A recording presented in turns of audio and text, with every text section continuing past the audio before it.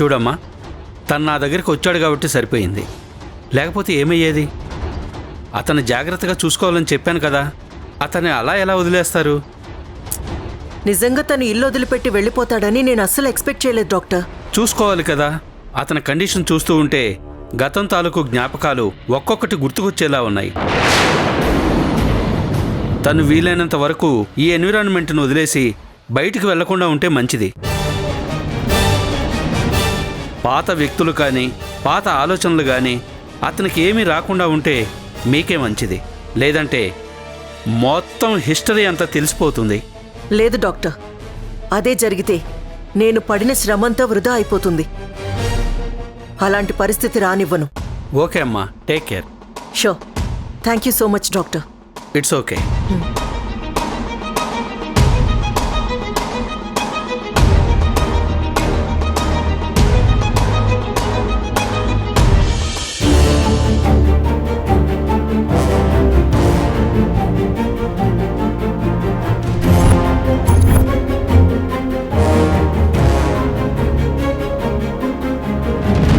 విజయ్,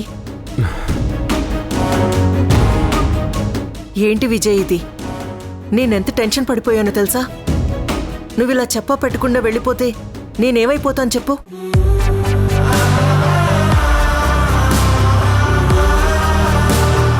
చూడు విజయ్, నువ్వు లేకపోతే నా జీవితం శూన్యం. నీ కోసం నేను అన్ని పనులు మానుకొని నీ చుట్టూనే తిరుగుతున్నాను. నువ్వు ఒక్క క్షణం కనిపించకపోతే నా గుండె ఆగిపోయినంత పని అయిపోతుంది తెలుసా? చూడు, నిజంగా నీకు బయటికి వెళ్ళాలనిపిస్తే నాకొక్క మాట చెప్తే నేనెక్కడికైనా నిన్ను తీసుకెళ్లేదాన్ని కదా. ఏంటో రుద్ర, నాకెందుకు ఇక్కడ ఉండబుద్ధి కాలేదు. నా పరిస్థితి ఎవరికి చెప్పాలో కూడా తెలియట్లేదు. అందుకే డాక్టర్ దగ్గరికి వెళ్ళి ఒకసారి మాట్లాడదాం అనిపించింది. ఏంటి ఏంటి నీ పరిస్థితి విజయ్? చెప్పాను కదా, నాకు ఏవేవో జ్ఞాపకాలు వస్తున్నాయి. ఎవరెవరో మనుషులు గుర్తుకొస్తున్నారు.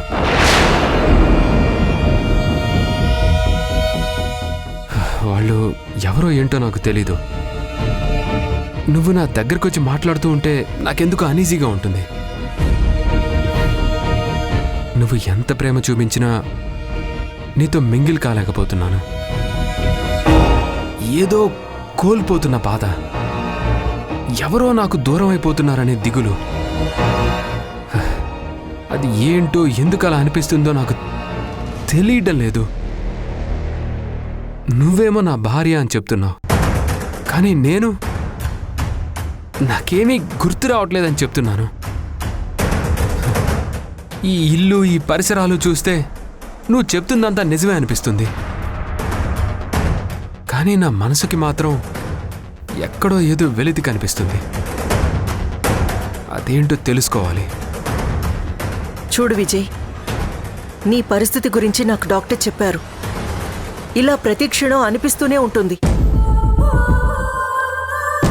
ఎందుకంటే ప్రతి మనిషి సబ్కాన్షియస్ మైండ్లో ఏవో కొన్ని ఆలోచనలు అలా మిగిలిపోయి ఉంటాయి. అవి అప్పుడప్పుడు వచ్చి మనల్ని డిస్టర్బ్ చేస్తూ ఉంటాయి. చూడు విజయ్, మన కళ్ళ ముందున్నది మాత్రమే నమ్మాలి. ఒక్కటి ఆలోచించు,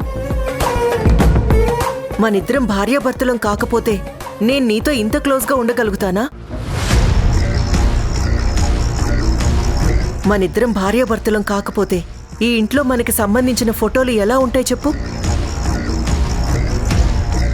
నీ జీవితంలో నేను తప్ప ఇంకెవరూ లేరు విజయ్. నా మాట నమ్ము. కొద్ది రోజులు నువ్వు నాతో పాటు హ్యాపీగా ఉండి చూడు. ఆ తర్వాత నీకీ ఆలోచనలు అన్నీ పోయి నువ్వు కూడా హాయిగా ఉంటావు. ఆలోచిస్తాను, ట్రై చేస్తాను.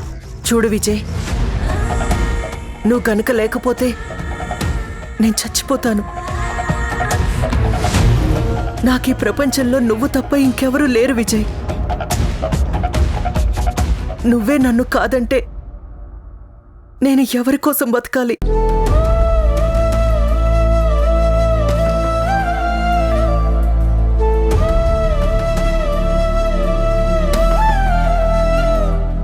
ఏడోక రుద్ర. ఏదో మైండ్ అంతా డిస్టర్బ్డ్గా ఉండి డాక్టర్ దగ్గరికి వెళ్ళి మాట్లాడాలనిపించింది, వెళ్ళాను.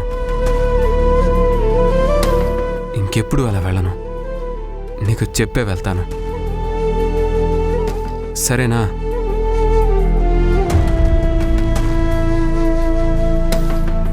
దీనికి నువ్వు ఏడవకు రుద్ర, బాధపడకు.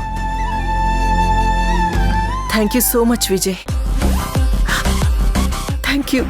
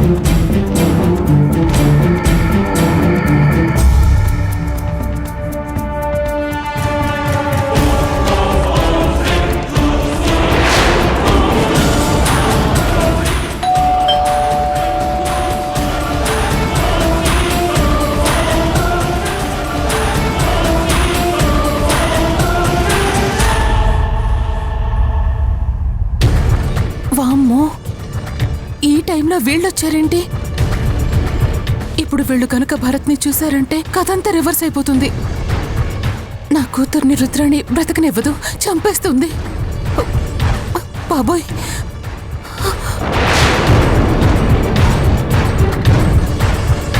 మేడం మేడం, ఒకసారి అర్జెంటుగా మీరు ఇటు వస్తారా?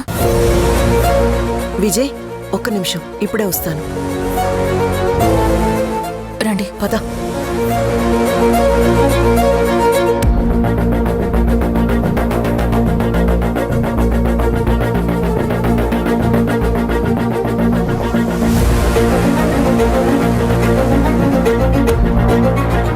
నీరజ, ఏమైందే నీకు? కొంచెమైనా కామన్ సెన్స్ లేదా? మమ్మల్ని ఒంటరిగా వదిలేలేవా? మధ్యలో వచ్చి డిస్టర్బ్ చేస్తున్నావు. ఒళ్ళెలా ఉంది? మేడం, నేనేదో మిమ్మల్ని డిస్టర్బ్ చేయడానికి రాలేదు. మిమ్మల్ని డిస్టర్బ్ చేసేది నేను కాదు. అదిగో బయటున్నారు, చూడండి. బయట? బయట ఎవరున్నారు? రండి, చూపిస్తాను. వా నీరజ, రండి మేడం. ఎక్కడా?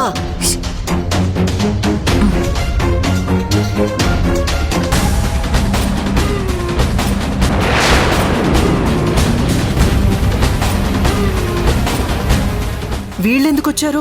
నేను చెప్తుంది కూడా అదే కదా మేడం. వాళ్ళు వచ్చారు, వచ్చి కాలింగ్ బెల్ కొడుతున్నారు.